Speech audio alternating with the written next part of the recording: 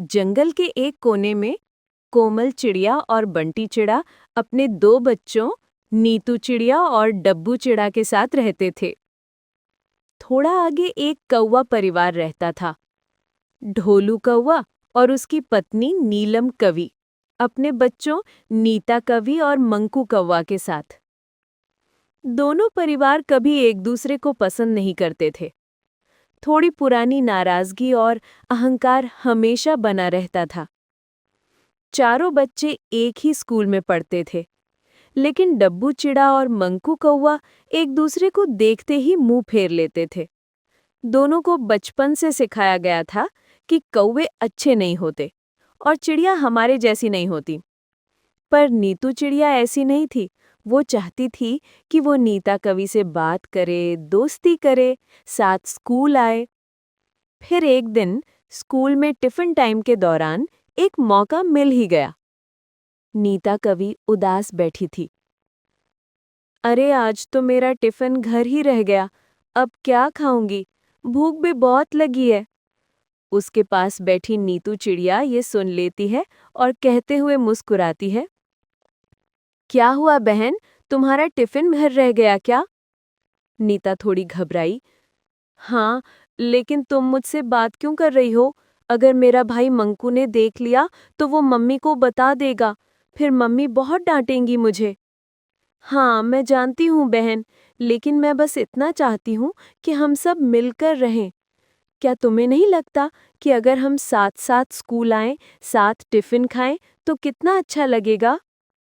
नीता के दिल की सच्चाई भी बाहर आ जाती है।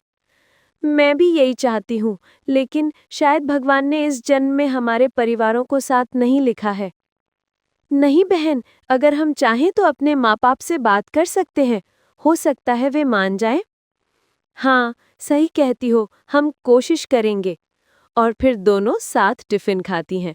कई दिन तक वे चुप-चुप कर स्कूल में मिलती रहीं, पर घर पर कहने की हिम्मत किसी में नहीं थी। एक रात नीतू अपना होमवर्क कर रही थी, तभी उसके फोन पर कॉल आती है। हेलो बहन, इतनी रात को सब ठीक तो है? उधर से नीता रोती हुई बोली, मम्मी मम्मी की तबीयत बहुत खराब हो गई है। पापा जंगल के दूसरे हिस्से में काम से गए हैं। मैं बिल्कुल अकेली हूँ। मम्मी को छोड़कर डॉक्टर अंकल को बुलाने भी नहीं जा सकती। नीतू का दिल कांप उठा। तुम चिंता मत करो बहन, मैं अभी आती हूँ। वो चुपके से घर का दरवाजा खोलती है और अंधेरी रात में अकेले निकल पड़ती है। नीतू जब नीता के घर पहुंची तो उसने देखा कि नीलम कवि बेहोश पड़ी है और नीता रो रही है। तुम रो मत, मैं अभी डॉक्टर अंकल को लेकर आती हूँ। अंधेरी रात, सुनसान जंगल, लेकिन नीतू नहीं डरी। वो दूसरे जंगल तक जाकर डॉक्टर को ले आई। डॉक्टर ने नीलम का उपचार किया और कहा, सही समय पर बुला लिया। थोड़ी भी देर होती तो जान भी जा सकती थी। फिर वे निकल गए। अगली सुबह कोमल चिड़िया को पता चलता है कि नीतू रात में कौवों के घर गई थी। वो गुस्से में नीतू को बुलाती है। नीतू, तुम रात में कहाँ गई थी? मुझे सब पता चल गया है। नीतू डरकर रोने लगती है। उसी समय पूरा कौवा परिवार वहां पहुंच जाता है।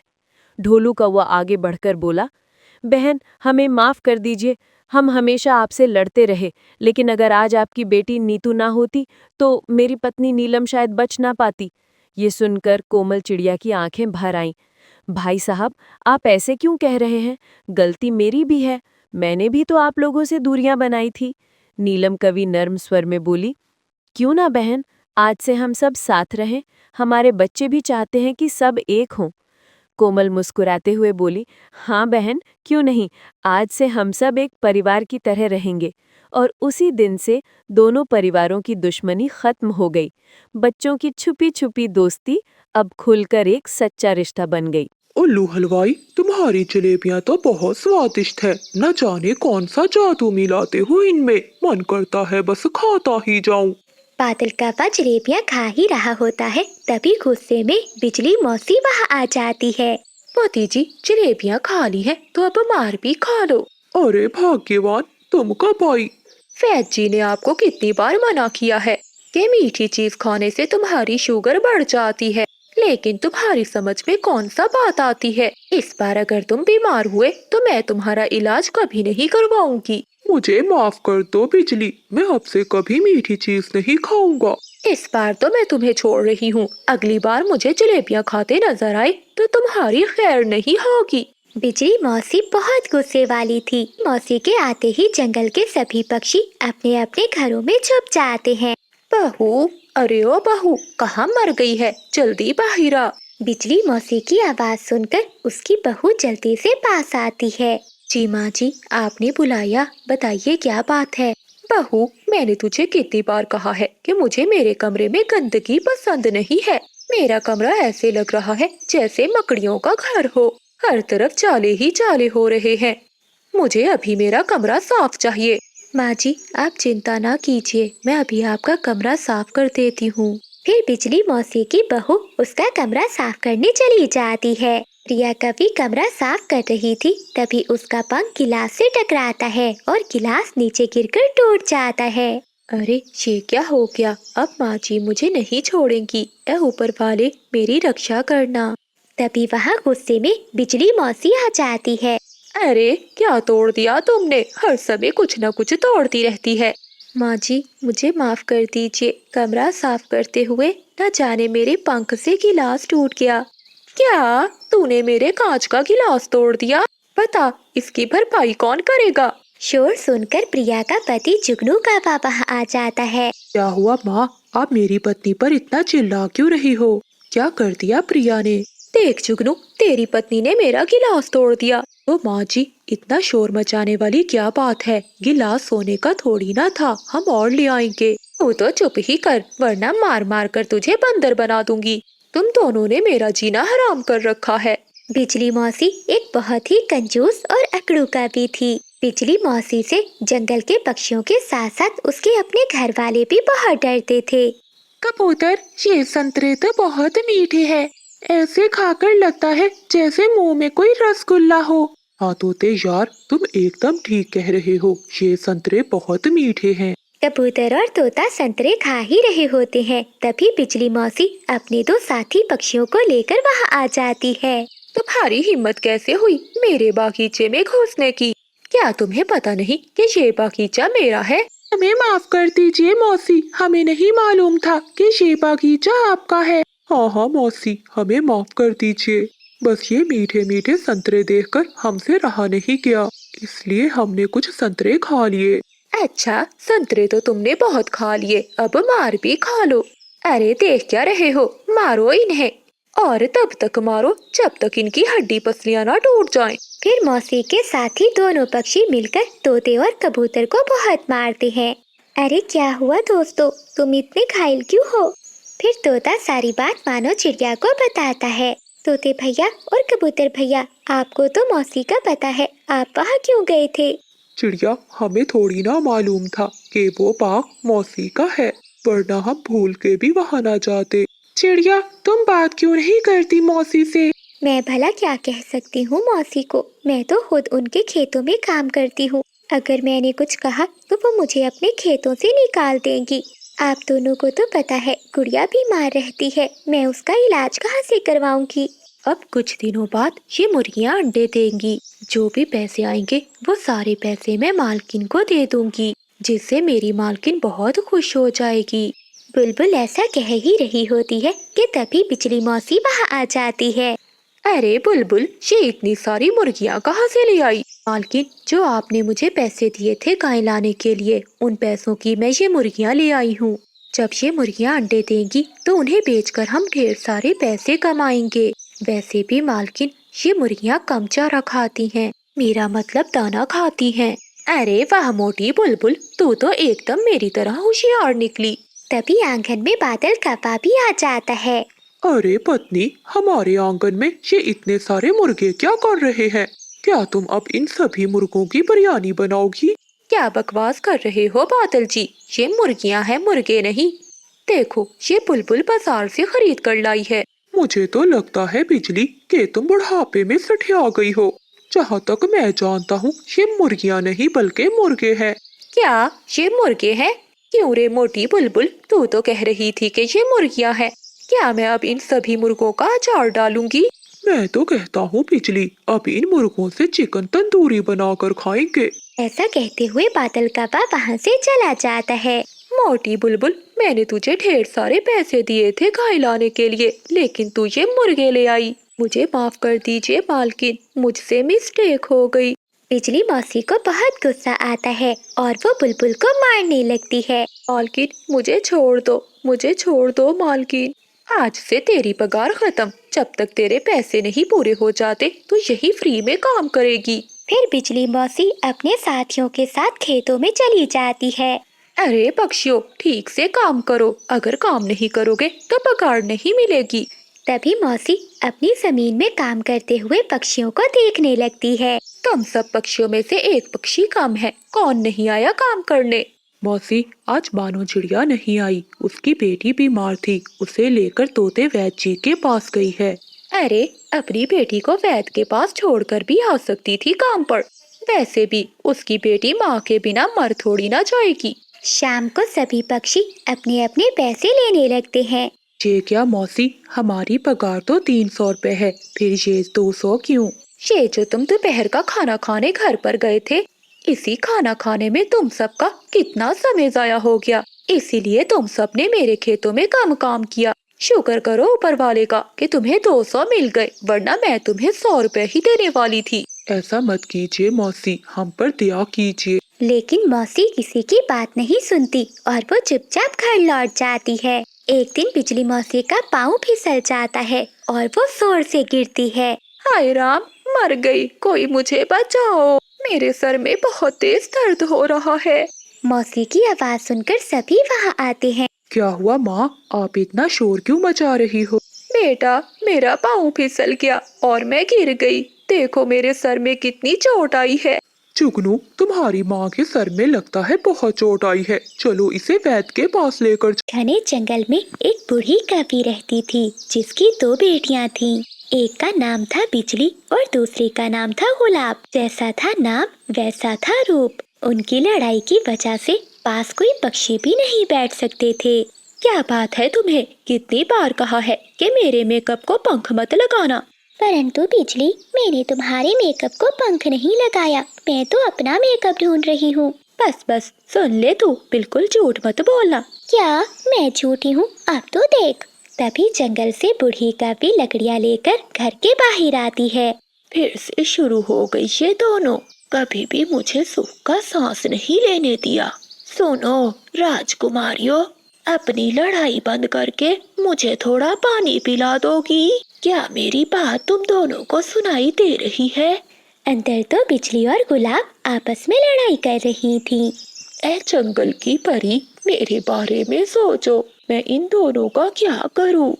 कवि की बेटियां तो हर समय लड़ती रहती थी। उसे तो बस यही चिंता सताई जा रही थी कि उनकी बेटियों की शादी कैसे होगी।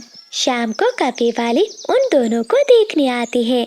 अरे वाह वाह बहन, तुम्हारी बेटियां तो बहुत सुंदर हैं, लेकिन बहन हमें 2-2 सोने के हार चाहिए। क्या बहन जी, 2-2 सोने के हार?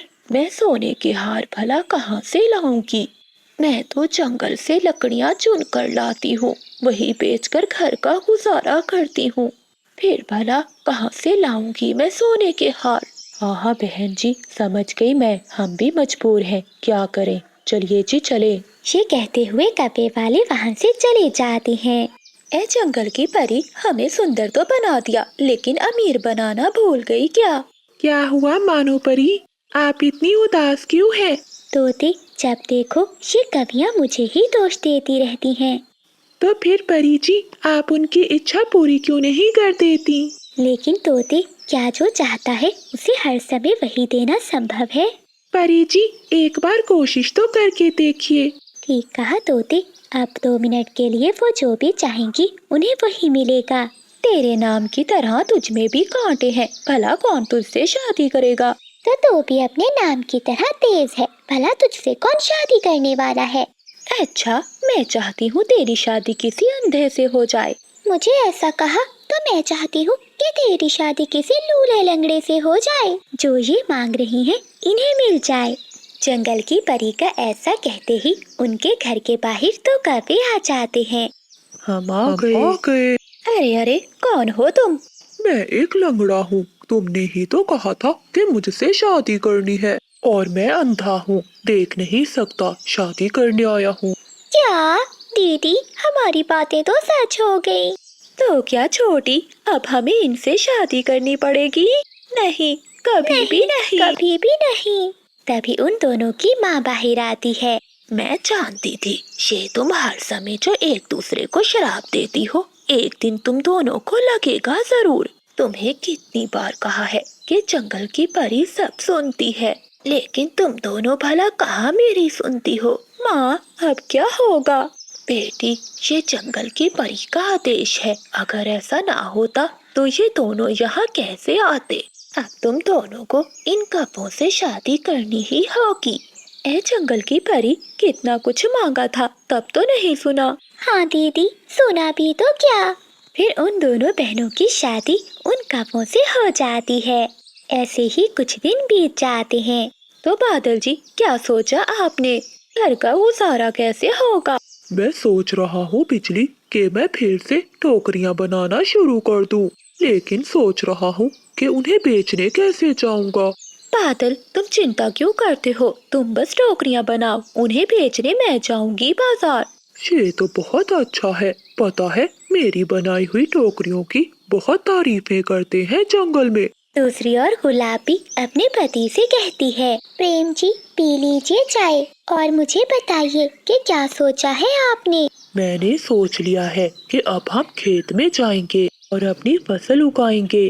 लेकिन प्रेम जी, हमें खेत कहाँ से मिलेगा? गुलाब, तुम चिंता नहीं करो, खेत है मेरे पिताजी का, बस तुम्हें मेरे साथ काम करवाना होगा। हाँ पति जी, काम तो करना ही होगा, वरना भूखे पेट मरना पड़ेगा। पता है बादल जी, सच में आप बहुत सुंदर टोकरियाँ बनाते हैं। मैं ये 5 टोकरियाँ लेकर बाजार जा रही हूँ। ऐसा कहते हुए बिजली का भी वो टोकरियाँ लेकर बाजार चली जाती है। दूसरी ओर गुलाबी अपने पति के साथ खेतों में काम करवाती है। माँ, जरा आकर देखो, आपकी छोटी बेटी जो एक गिलास पानी भी उठकर नहीं पीती थी, आज वो कितना काम कर रही है। बताओ गुलाब, और कितना काम बाकी है?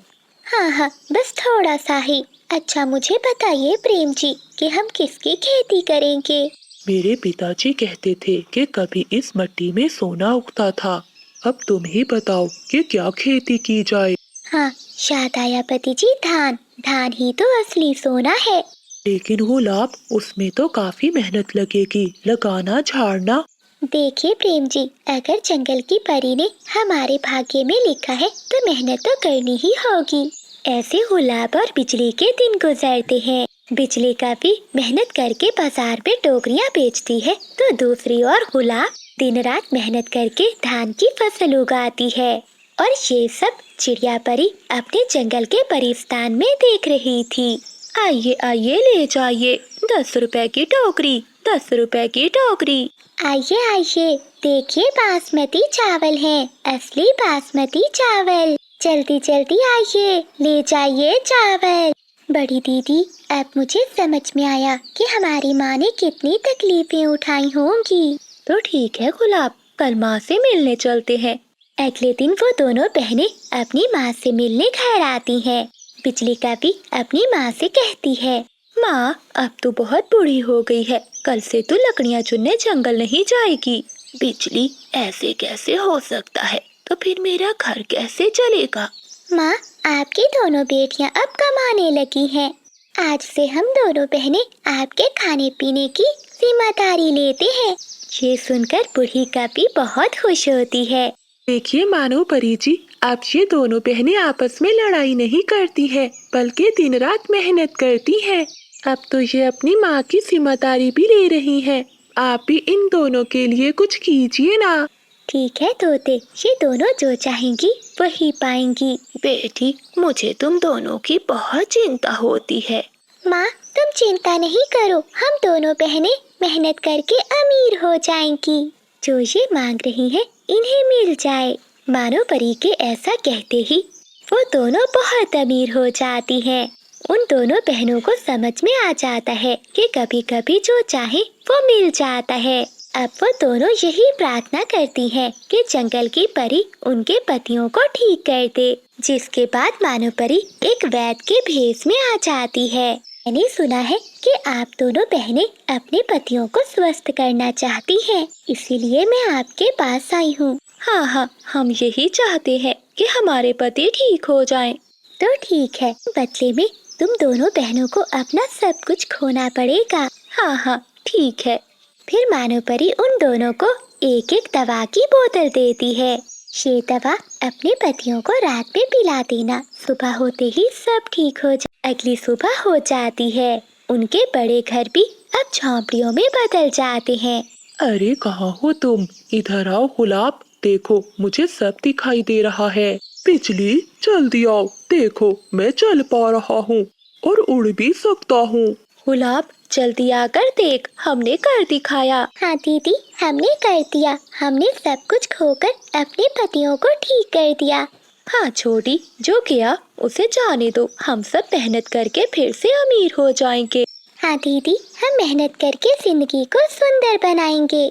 ये आम का पेड़ मेरा है, मैं ही इस पेड़ से आम तोड़ूंगा।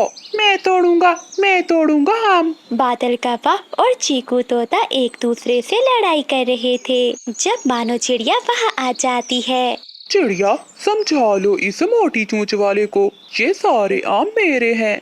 चिड़िया बहन, जब से ये आम का पेड़ छोटा था तब से मैं इस पेड़ को पानी दे रहा हूँ, और अब जाकर ये काला कौवा इस पेड़ पर कब्जा करने आ गया है।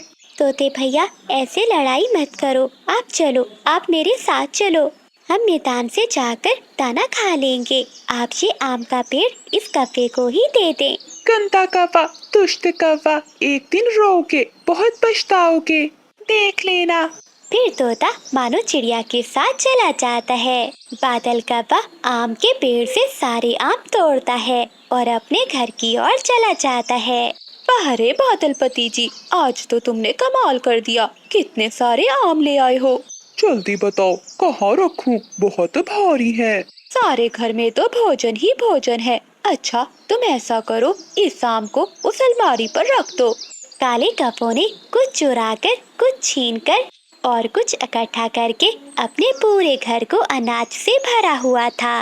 तोते से छीन कर लाया हूँ ये आम। पति जी बहुत अच्छा किया, वो मोटी चोंच वाला मुझे बहुत बुरा लगता है।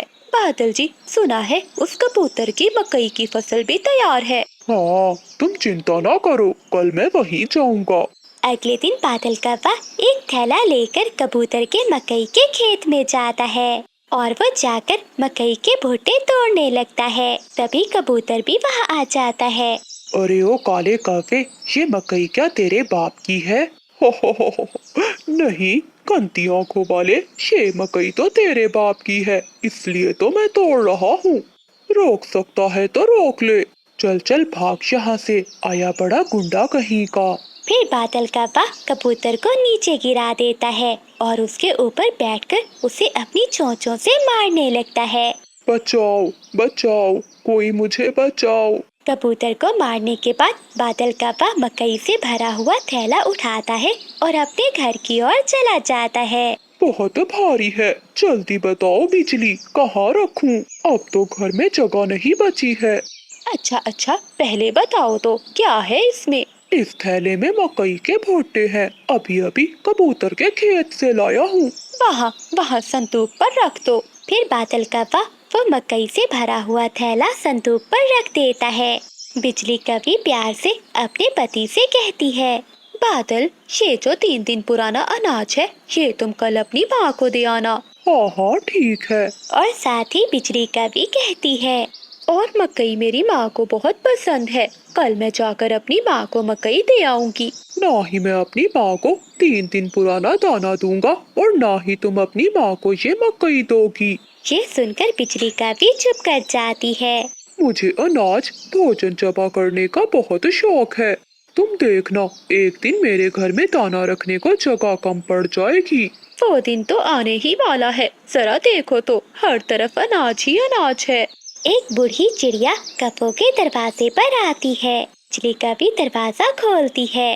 कभी बेटी, मैं बहुत भूखी हूँ, मुझे खाने के लिए एक दाना दे दो। चले भाग बुढ़िया, मेरे पास तुम्हें देने के लिए एक भी दाना नहीं है।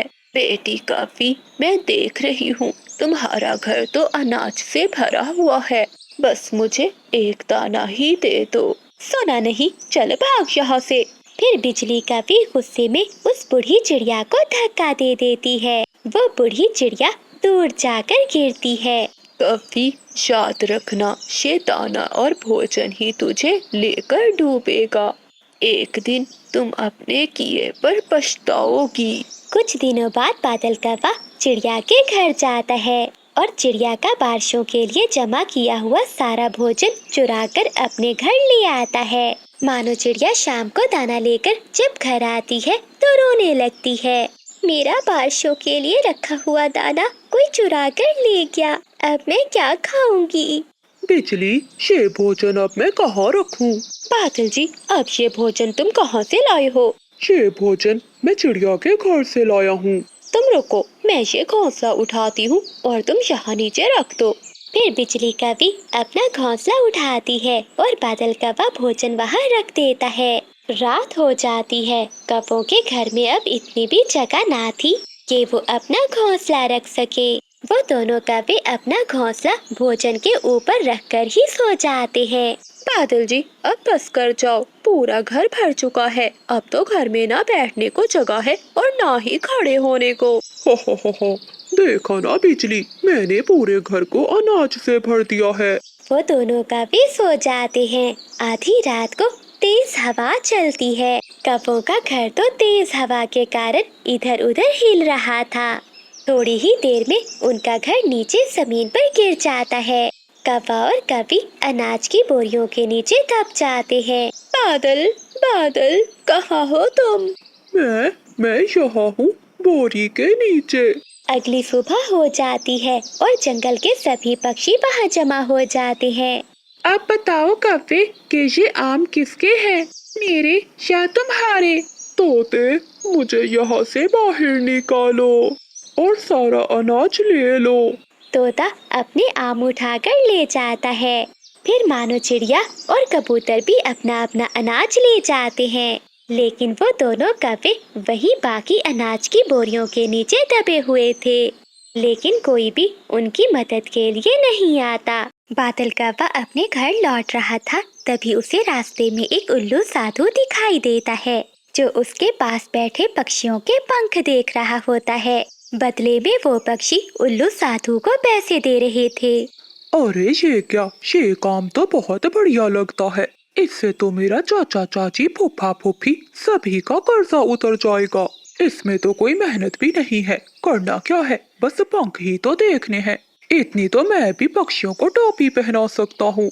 इतना बोलकर बादल कौवा तुरंत अपने घर की ओर जाता है। बिजली, अरे ओ बिजली, जल्दी बाहर आओ, कहाँ मर गई हो? आ रही हूँ। क्या हुआ? तुम तो काम की तलाश में गए थे। वो सब छोड़ो, मुझे एक बहुत अच्छा आइडिया आया है। बस तुम मुझे अपने गले की माला दे दो। क्यों? मेरी माला का तुम्हें क्या करना है? वो सब मैं तुम्हें शाम को बताऊंगा, जल्दी करो। फिर बिजली कवि अपनी माला ले आती है। बादल कौवा वो माला पहनता है और वहाँ से चला जाता है। पता नहीं इसके दिमाग में क्या चलता है, कहीं ये पिट कर ना आ जाए। सारा काम तो हो गया। ए ऊपर वाले, अब जल्दी से किसी पक्षी को भेज दे। अभी उड़ता हुआ एक तोता वहाँ आता है। प्रणाम साधु जी। प्रणाम बच्चा, बताओ क्या समस्या है? साधु जी क्या बताऊं, मेरा कोई काम भी सीधा नहीं होता। कब से चिंकी से शादी करना चाहता हूँ, लेकिन उसकी माँ ही नहीं मान रही। लो बेटा, अपना पंख दिखाओ। फिर चीकू तोता अपना पंख कौवे को दिखाता है। पोते, जाकर अपने रिश्तेदारों को खबर कर दो, तुम्हारे जाने का समय आ गया है। क्या साधु जी, मैं नहीं समझा। तुम्हारे पंखों की लकीरों में साफ साफ लिखा है कि किसी समय भी तुम्हारी मृत्यु हो सकती है। मुझे बचा लीजिए साधु, मैं मरना नहीं चाहता। क्या इसका कोई उपाय है? हाँ बेटा, इसका एक ही उपाय है। साधु जी जल्दी से बताइए, जो भी उपाय होगा मैं करने के लिए तैयार हूँ। इसके लिए मुझे आज रात जाकर शमशान में पूजा करनी होगी, लेकिन पूजा करने के लिए सामान लेना होगा। लाओ तोते, सामान लेने के लिए मुझे 500 रुपए दे दो। साधु, मेरे पास 500 तो नहीं है। लगता है इस मोटी चोंच वाले को मैंने ज्यादा ही पैसे बोल दिए। क्या कहा साधु जी? कुछ नहीं, मैं कह रहा हूँ लाओ तुम मुझे 200 ही दे दो। वो क्या है ना पापा, मेरा कोई काम ठीक नहीं चल रहा, मेरे पास तो 200 भी नहीं है। चल चल ठीक है, ना तेरी ना मेरी, बस 100 रुपए। लेकिन साधु, मेरे पास तो 100 रुपए भी नहीं है। तो फिर कितने पैसे है तुम्हारे पास? साधु जी, मेरे पास तो केवल 1 रुपया है। ला, मुझे वो 1 रुपया ही दे दे, कम से कम मेरी बोनी तो हो जाएगी। ठीक है पापा, अभी देता हूँ। फिर तोता अपने पंखों में देखने लगता है। शुरू में ही मेरा पाला इस भिखारी तोते से पड़ा है, न जाने आगे का दिन कैसा गुजरेगा। शे क्या पापा जी, वो 1 रुपया भी नहीं है, लगता है किसी ने चुरा लिया है। शे क्या कह रहे हो तुम? साधु जी, आपको तो पता है इन चोरों का कोई पता नहीं चलता, किसी अमीर पक्षी को देखते ही लूट लेते हैं। तोते के इतना बोलते ही कप्पे को बहुत गुस्सा आ जाता है और वो पास पड़ा हुआ डंडा उठाकर उसे जोर से मारता है। अबे मोटी चोंच वाले, सुबह सुबह मैं ही मिला था तुझे उल्लू बनाने को। चल भाग भाग जा यहाँ से। फिर चीकू तोता वहाँ से भाग जाता है। न जाने कैसे कैसे पक्षी रहते हैं यहाँ। बादल कौवा ऐसा सोच ही रहा था कि तभी वहाँ कबूतर आता है। बाबा जी, मेरी एक समस्या है। समस्या बाद में, पहले मुझे एडवांस दो। फिर बादल कौवा कबूतर से एडवांस में पैसे ले लेता है। साधु जी, कई दिनों से मेरे दाएं हाथ में खुजली हो रही है। अच्छा, जरा अपना पंख तो दिखाओ। फिर बादल कौवा पंख देखने का नाटक करने लगता है। बच्चा, बहुत जल्द तेरे दिन बदलने वाले हैं, तू बहुत अमीर होने वाला है। क्या बोल रहे हो साधु जी, सच में मैं अमीर होने वाला हूँ? फिर कबूतर बादल कौवे को और पैसे देता है। अच्छा साधु जी, मेरे बाएं पाँव में भी काफी दिनों से खुजली हो रही है। क्या बात कर रहे हो? फिर बादल कौवा कबूतर के पाँव को देखता है। तेरे पाँव की रेखा बता रही है कि बहुत जल्द तू घूमने फिरने वाला है। ये सुनकर कबूतर और पैसे देता है। साधु जी, कई दिनों से मेरे दूसरे पाँव में भी खुजली हो रही है। फिर बादल कौवा दूसरे पाँव को भी देखता है। अरे वाह वाह बेटा, तेरे पाँव की रेखा तो बता रही है कि तू विदेश के जंगल में घूमने जाने वाला है। ये सुनते ही कबूतर बहुत खुश होता है, वो और पैसे देता है। साधु जी, कई दिनों से मेरी पीठ पर भी खुजली हो रही है। अच्छा, जरा दिखाओ। कबूतर नीचे झुकता है तो बादल कौवा उसे जोर जोर से मारने लगता है। अरे, जब तुझे खुजली है तो जा डॉक्टर को दिखा, यहाँ क्यों चला आया? चल जा यहाँ से, वरना पूरे जंगल में खुजली की बीमारी फैला देगा। कफे, तुझे मैं नहीं छोड़ूंगा। चल चल भाग यहाँ से। फिर कबूतर गुस्से में वहाँ से चला जाता है। मैंने इसे भगा तो दिया, कहीं ऐसा ना हो कि ये और पक्षियों को बुला लाए और मेरे पंख ही तुड़वा दे। जो पैसे मिले हैं ये भी ले जाएगा। चल बादल भाग ले, इससे पहले कि वो आ जाए। फिर बादल कौवा वहाँ से अपने घर की ओर चला जाता है। बिजली, जरा बाहर तो आओ, देखो मैं तुम्हारे लिए क्या लाया हूँ। आ रही हूँ जी। आप तो शाम को आने वाले थे, फिर इतनी जल्दी कैसे आ गए? ऐसी बात है तो बिजली, मैं शाम को ही आऊँगा, अब मैं चलता हूँ। अरे नहीं नहीं, मैं तो मजाक कर रही थी। क्या आप मेरे लिए कुछ लाए हो? हाँ, अब आई ना लाइन पर। ये लो, मैं पैसे लाया हूँ। फिर बिजली कभी वो पैसे ले लेती है। पति जी, ये पैसे तुम किससे उधार मांग कर लाए हो? ये क्या बोल रही हो? ये पैसे मैं खुद कमा कर लाया हूँ, अपनी मेहनत से। कौन सी मेहनत जी? जहाँ तक मुझे पता है आपको तो कोई काम भी नहीं आता। पागल कवि, मेरा दिमाग खराब ना कर। अगर पैसे नहीं चाहिए तो दे मुझे। नहीं नहीं, मैं तो मजाक कर रही थी।